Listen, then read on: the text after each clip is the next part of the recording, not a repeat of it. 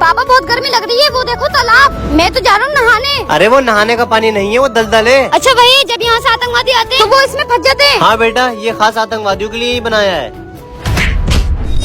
अरे बेटा, ये तूने क्या करा? मैं फंस गया दलदल में। पापा मैंने आपको जानबूझ के फंसाया है। लेकिन बेटा क्यों? आप मुझे रोज घर जाने के लिए बोलते हो ना। मैं आपको जब यहाँ से निकालूंगा तब आप मुझे घर जाने के लिए नहीं बोलोगे। हाँ हाँ, नहीं बोलूंगा, अब तो निकाल दे। ये हुई ना बात। अब बताओ मैं तुम्हें कैसे निकालूं? कुछ जाकर ऐसा ढूंढ कर ला जिसको पकड़ कर मैं बाहर आ जाऊँ। ठीक है पापा।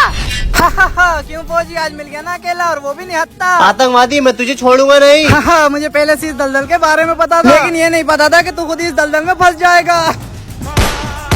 तुझे अपने देश से बहुत प्यार था ना, अब देख तू ही अपने देश को प्यारा हो गया। पापा थक गए होंगे फंसे फंसे, मैं जल्दी जाता हूँ। अरे पापा कहाँ गए? पापा पापा पापा पापा पापा, मैंने आपसे ये कैसा मजाक कर लिया जो आपकी जान पर आ गया। मुझे ऐसा मजाक नहीं करना चाहिए था।